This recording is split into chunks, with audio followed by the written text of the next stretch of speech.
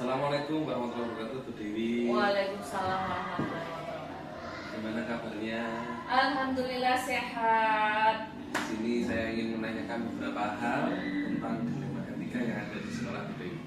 Untuk pertanyaan yang pertama, bagaimana Bu Dewi mengidentifikasi dilema etika yang ada di sekolah berdasarkan kasus yang pernah terjadi, Bu Dewi? Mengidentifikasi ya, kita kan selalu ada namanya, kita refleksi bersama dengan Bapak Ibu Guru, dengan Kak Paskombel misalnya ya. Bapak Ibu Guru menyampaikan refleksinya, evaluasinya, pembelajarannya pada tiap-tiap kelas. Misalnya guru kelas 1 menyampaikan hasil refleksi evaluasinya pembelajaran sampai kelas 6. Nah, kemarin Pak Barul juga menyampaikan ada salah satu siswa di kelas 3, anaknya yang bernama Amelia ini sering sekali tidak masuk sekolah, padahal dia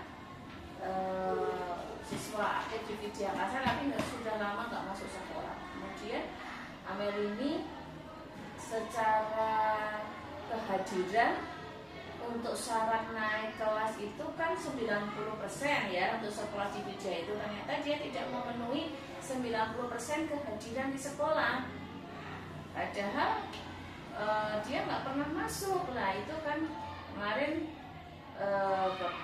Bapak Ibu Guru Pak Barul sudah visit ya, ternyata Amel ini kondisi ekonominya memprihatinkan. Kondisi ekonominya, dia setiap malam itu membantu ibunya berjualan, kemudian dia juga membantu ibunya ngomong adik-adiknya yang masih kecil-kecil, menyebabkan si Amel ini tidak istirahat setiap malam, sehingga dia akhirnya ketiduran, paginya kecapean, dia tidak berangkat sekolah. Itu yang menjadi penyebabnya. Nah, dilemanya begini. Dalam satu sisi menurut aturan sekolah, si Amelia ini kan tidak memenuhi kehadiran 90%. Tetapi di satu sisi itu karena si Amel ini memiliki ketidakberdayaan yang dimana dia keluarganya tidak mampu, keterbatasan ekonomi yang mana ibunya harus jualan tiap malam, dia membantu ibunya jualan, ngomong adik-adiknya yang masih kecil. Itu yang kadang jadi dilema.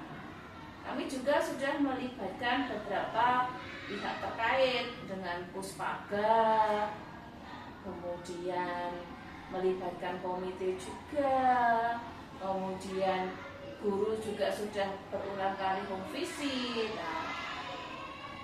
Kemudian dengan dibantu Puspaga, kemudian disarankan masuk ke panti.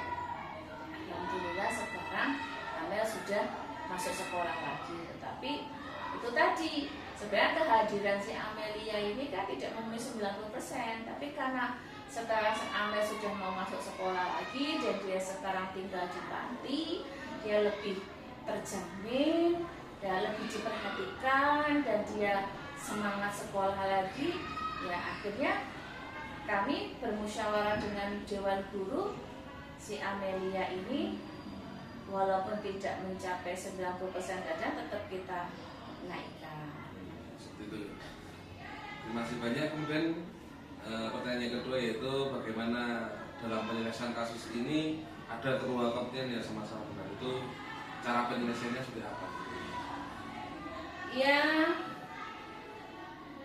maksudnya gimana? Maksudnya menyelesaikan kasus dengan dua kepentingan sama-sama benar, dalam arti ini kan Amelia tidak berangkat sekolah. Ya, jadi kalau kami kan tadi rapat dengan Dewan Guru juga. Aturan itu kan sudah kita buat di dalam kurikulum juga sudah jelas sebenarnya, bahwa syarat untuk naik kelas itu kan kehadiran 90%. Aturannya sudah jelas itu ya, di kurikulum ada, di aturannya sudah jelas. Amel ini tidak memenuhi 90%. Secara aturan harusnya dia tidak naik kelas.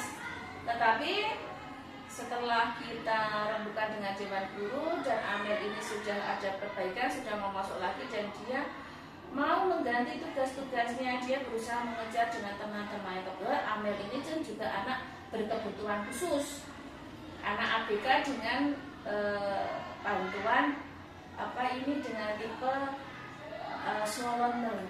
Dia ABK jenis slow learner. Jadi untuk anak ABK ini kan memang tuntutannya berbeda dengan anak yang reguler. Jadi kami dari mempertimbangkan yang pertama permasalahan yang dihadapi Amel dalam keluarganya yang seperti dia jadi kurang mampu, dia terpaksa bantu ibunya. Kedua, si Amel ini merupakan anak ABK, anak berkebutuhan khusus. Asesmennya anak berkebutuhan khusus dengan kebutuhan slow learner, dia slow learner. Makanya si Amel ini butuh pendampingan lebih dari guru GBK. Dengan melihat banyak aspek dan banyak pertimbangan itu, ya kita memutuskan Amel tetap naik kelas walaupun sebenarnya secara aturan itu ya kami harus mensosialisasikan juga ke orang tua yang lain. Ini kasusnya Amel ini seperti ini juga kondisinya seperti ini, dia juga anak ABK, jadinya pengertian dari orang tua yang lain juga. Kemudian prosedur apa yang biasanya dilakukan dalam pengambilan keputusan? Prosedur itu yang pertama kita identifikasi masalahnya dulu.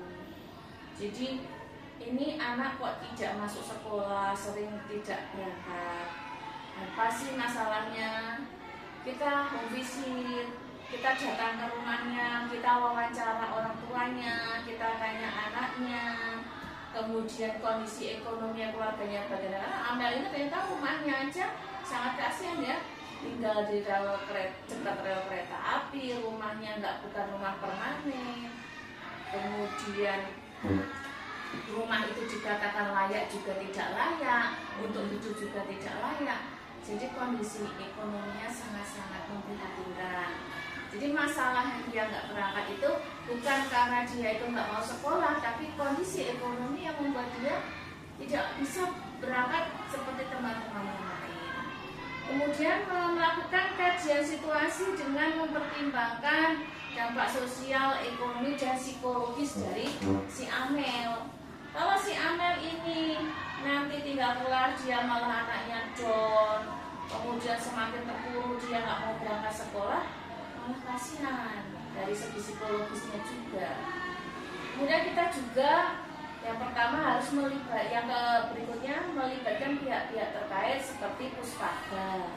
Puspaga itu pusat layanan keluarga, itu ikut pendampingan dalam memberikan pelayanan ke Amel. Kemudian ada juga melibatkan dari unsur dinas, komite perlindungan anak, dan kami kemarin disarankan melibatkan panti asuhan. Jadi atas rekomendasi Puspaga, si Amel dimasukkan ke panti asuhan dan kami juga berkoordinasi dengan pemilik panti asuhan. Setelah itu kebijakannya ya setelah masuk panti asuhan tadi kan ada perubahan tuh sikapnya Amel, perilakunya Amel, kemudian dia sudah semangat sekolah lagi, berangkat sekolah terus.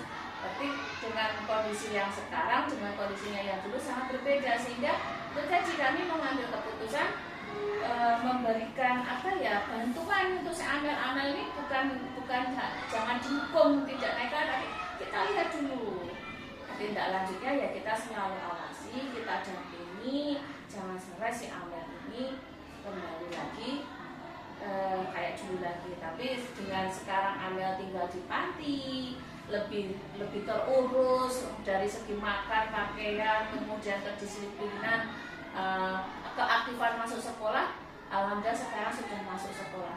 Jelas kita selalu melakukan pendampingan dan pengawasan.